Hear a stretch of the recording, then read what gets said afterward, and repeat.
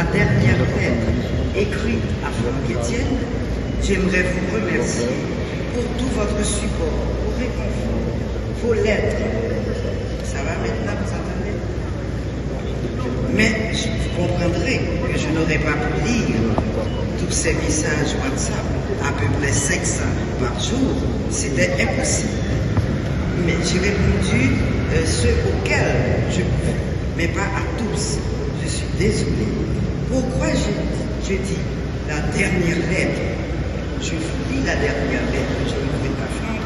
C'est parce que pendant longtemps, nous avons eu des relations épistolaires. Pendant tout le temps que j'étais loin de lui, où je poursuivais des études à l'étranger. Je lui écrivais, il m'écrivait. Et certaines fois, même après notre mariage, nous avons continué à nous écrire. Au lieu de nous affronter directement, nous avons préféré nous écrire. Et ça marchait comme ça. Maintenant, ma lettre, vivre avec un géant.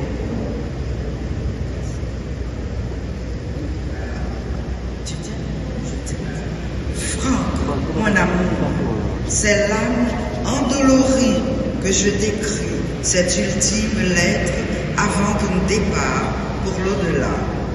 Tu n'auras pas à y répondre, je le ferai pour toi dans mon cœur. 55 ans depuis que toi et moi vivons ensemble, respirons le même air, partageons presque tout. Ton ombre géante plane dans la maison, dans le bureau, dans ton atelier. Ton souffle bat encore dans chaque molécule d'air, sur tout ce qui y vit, sur tout ce qui bouge. En tant qu'homme public, tout a déjà été dit sur toi. Ton amour viscéral pour Haïti, ton engagement inconditionnel envers la jeunesse de notre pays, ton attachement à la culture haïtienne, ton amour des hommes et des femmes haïtiennes.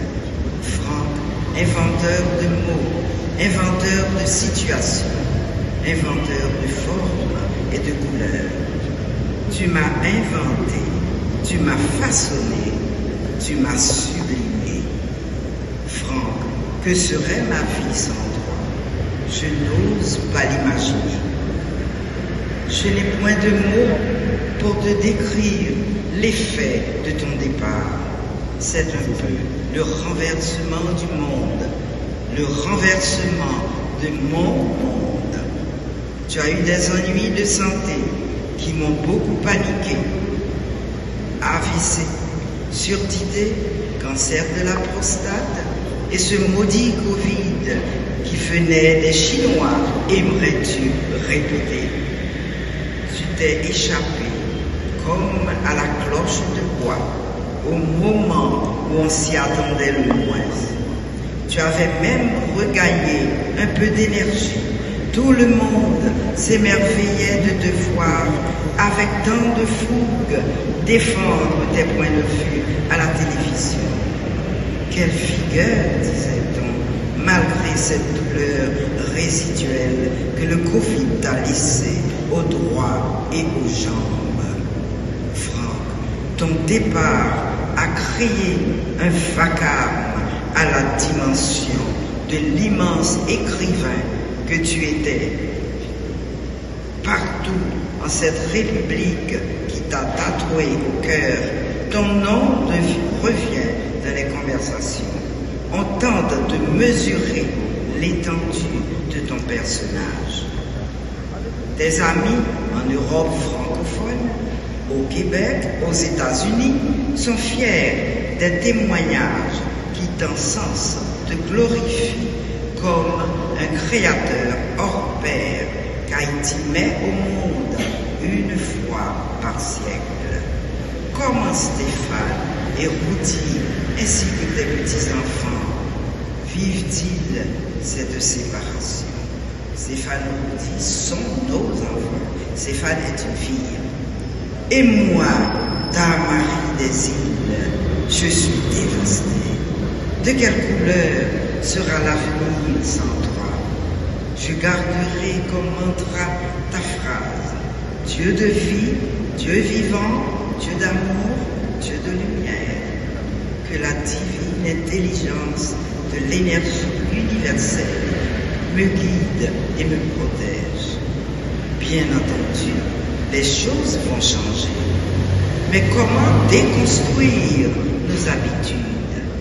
Celles précisément qui donnent goût à la vie. Comment faire le chapelet des 1000 merci Jésus sans toi? Comment assister seul dorénavant à la messe de Notre-Dame de Lourdes et écouter ton chant favori, le Holy Spirit? Je puiserai, si Dieu le veut, le courage nécessaire à travers les milliers de pages de spirales que tu as laissées dans ta peinture, ta poésie, tes chants, ta foi qui m'a apporté rêves et frissons. Nous avons beaucoup voyagé. Je commençais à écrire mon petit reportage dans l'avion de retour. On s'est construit une maison qui a été très affectée par le séisme de 2010. Tu as eu le courage de la reconstruire malgré les avis contraires. On y a reçu des présidents, des ministres, des ambassadeurs, des artistes, des écrivains, des gens d'église, des amis, des gens sans titre. Toujours avec la même chaleur, les mêmes égards et le même respect. Ta présence rassurait, ton discours apaisait, ton rire dynamisait. Comment allons-nous vivre sans tout cela? Dis-moi comment. Tu avais des petits défauts, mais faut-il les rappeler ici? Non, ils ne font pas le pouvoir devant tes nombreuses qualités. Passons-les sous silence. Ils ne méritent guère notre attention. Tu parles toujours de la divine intelligence universelle. Ton énergie peut-elle se dissiper avec ton corps physique? Non, non, 1000 fois non. Tu as toujours respecté mes choix de catholique pratiquant, chrétienne, croyante. On faisait le chapelet ensemble, on jeûnait ensemble pour la paix en Haïti, pour la paix dans le monde. Seigneur, je te prie pour tous ceux qui, à l'image de Franck Etienne, portent la flamme de la création et de la pensée. Les écrivains qui tissent des mondes avec leurs mots, les artistes qui sculptent la beauté dans le chaos et les enseignants qui éveillent les esprits. Dans un monde où l'obscurité menace trop souvent la vérité, où l'indifférence étouffe la parole, donne-leur la force de poursuivre leur mission avec audace et intégrité. Que leur engagement, nourri par l'héritage de ce grand poète, demeure une lumière dans la nuit et une source d'inspiration pour les générations à venir, gardant pour toujours vivante sa soif d'absolu et sa lutte insatiable et inlassable pour la liberté. Merci, mon Mapou, d'avoir été ce père qui s'est tant dévoué pour ses enfants, ce père à la sensibilité à fleur de peau, ce mari exemplaire qui aurait vendu son âme pour le bien de son épouse. Merci de m'avoir appris à chevaucher ma chute et mon cheval pour continuer le voyage. Merci de nous avoir fait aimer Haïti, cette terre que tu chérissais tant. Au revoir, mon géant. Merci. Que ta volonté soit faite sur la terre comme au ciel. Donne-nous aujourd'hui notre pain de ce jour. Pardonne-nous nos offenses, comme nous pardonnons aussi à ceux qui nous ont offensés. Et ne nous laisse pas entrer en tentation, mais délivre-nous du mal. Délivre-nous de tout mal, Seigneur, et donne la paix à notre temps, la paix enfin à notre éternité. Soutenus par la miséricorde, nous serons libérés de tout péché, à l'abri de toute épreuve.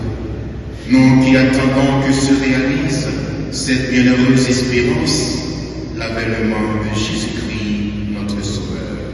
Car c'est à toi qu'appartiennent le règne, la puissance et la gloire, pour les siècles des siècles. Amen. Seigneur Jésus-Christ, à tes apôtres tu as dit, je vous laisse la paix, ma paix, je vous la donne. Ne regarde pas nos péchés, mais la foi et l'engagement de ton Église. Pour que ta volonté s'accomplisse, donne-lui toujours cette paix et conduis-la vers l'unité parfaite, toi qui vis et règnes pour les siècles des siècles. Amen. Que la paix soit toujours avec vous.